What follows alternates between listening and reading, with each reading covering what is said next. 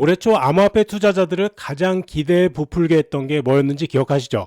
바로 미국 정부의 비트코인과 XRP를 비롯한 주요 코인에 대한 전략적 비추간이었습니다. 하지만 결론은 실망스럽기 짝이 없었죠. 먼저 비트코인만 놓고 보자면 처음에 이 계획이 공개됐을 때 많은 분들이 비트코인이 미국의 국가 전략 자산으로 인정받고 이걸로 미국의 국가 부채를 해결한다는 큰 그림을 그렸습니다.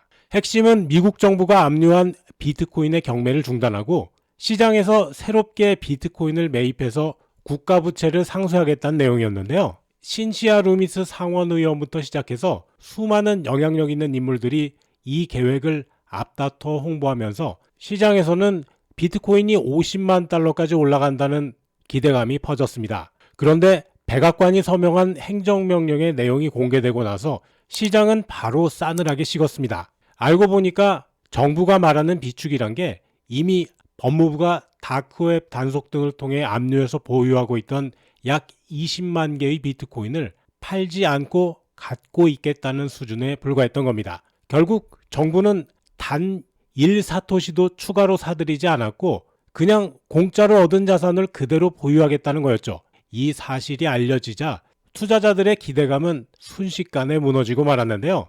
여기에 이 정책의 상징적인 인물이라고 할 수 있었던 신시아 루미스 의원이 내년 상원의원 선거 불출마까지 선언했습니다. 이 때문에 수억 달러를 투자해가면서 암호화폐 친화적인 정치인을 키워내려고 했던 로비단체들도 정부의 이런 애매한 태도에 부딪혀서 사실상 아무런 성과도 못 내고 말았고요. 업계에서는 이 사태를 두고 정부가 시장을 상대로 희망 고문을 벌였다는 비판이 거세게 터져나오고 있습니다. 지금 연말 코인 시장은 조용하게 흘러가고 있습니다. 예측 시장인 폴리마켓에서도 그 분위기를 그대로 확인할 수 있는데요.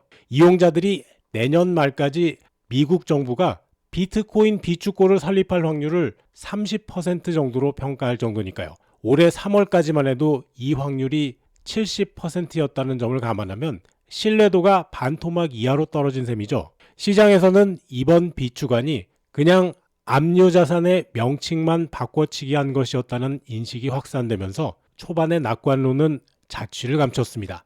결국 이 전략적 비축안은 미국 정부가 실행 의지가 1도 없이 발표한 선언적인 조치에 불과했죠. 그런데 여기서 저는 다른 가능성도 함께 봅니다. 비트코인이 정부의 전략 자산으로는 실패했을지 몰라도 그로 인해서 생기는 새로운 기회도 분명히 존재하거든요. 특히 XRP 같은 암호화폐들에게는요.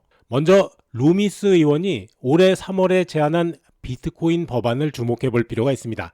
이건 기존의 선언적인 행정명령과는 다르게 실제로 비트코인을 법적으로 매입하도록 강제하는 내용을 담고 있습니다. 재무부가 5년에 걸쳐서 매년 20만 개씩 총 100만 개를 시장에서 직접 매수하도록 명시돼 있어요. 투명한 절차로 시장 혼란을 피하면서요. 자, 이게 중요한 이유는요. 비트코인에 대한 이런 입법적인 움직임이 XRP 같은 다른 암호화폐로 확대될 수 있는 길을 열어준다는 데 있습니다. 또 하나 주목할 흐름은 주 정부들의 행동입니다.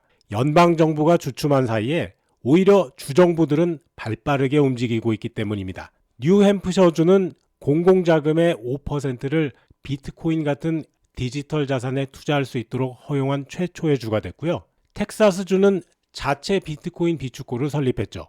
애리조나주와 오레곤주도 유사한 법안을 통과시켰습니다. 자, 이런 흐름은 결국 연방 차원에서도 압박으로 작용하게 됩니다. 그런데 제가 주목하는 부분은 따로 있는데요. 이건 XRP 추세를 확인하고 이어가겠습니다. 제가 특히 주목하는 건 바로 내년에 통과 가능성이 높은 클래리티 법안입니다.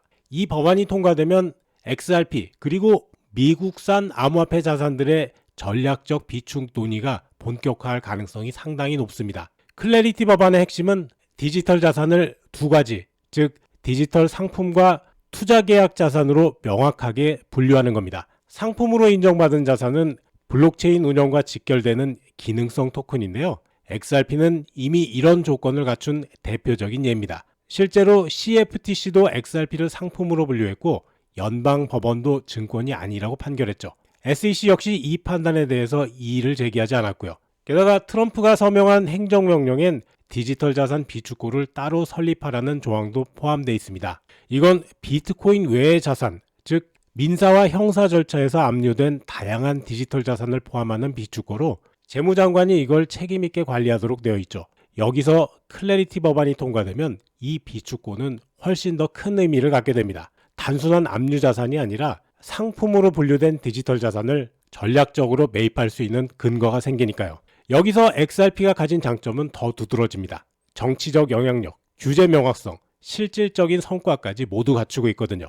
이미 지난 5월에 SEC와 5천만 달러에 합의하면서 비증권 지위를 명확히 했고요. 11월에는 현물 ETF도 출시되면서 12억 달러 이상의 기관 자금이 유입됐습니다. 클래리티 법안이 명시한 기준에 따라서 본다면 XRP뿐만 아니라 스텔라 루멘이나 헤데라 같은 미국 기반의 유틸리티 토큰들도 상품으로 분류될 가능성이 높습니다.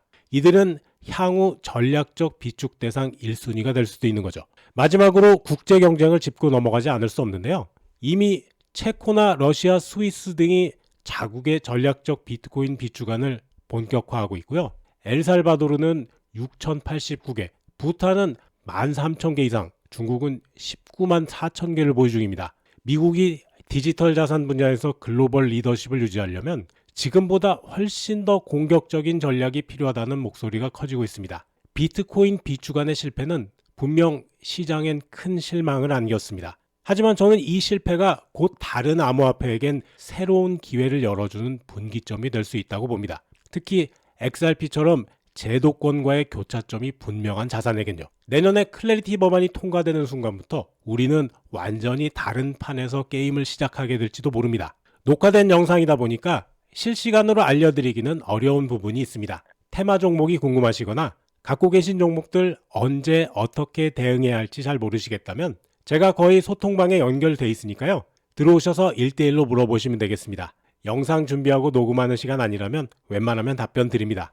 자, 오전에 매수했던 바운스 토큰 수익 실현했고요. 이어서 매수한 GK패스는 소통방에서 매도 타점 공유하도록 하겠습니다. 아직 저희 소통방에 가입 안 하신 분들은 영상 하단에 수익남과 함께 부자되기 링크가 있습니다. 링크 누르면 나오는 이 양식에서 맨 위쪽에 보이는 실시간 소통방 입장 체크하시고 아래쪽 빈칸에 연락받으실 핸드폰 번호 남겨주시면 제가 확인하는 대로 바로 연락드리겠습니다.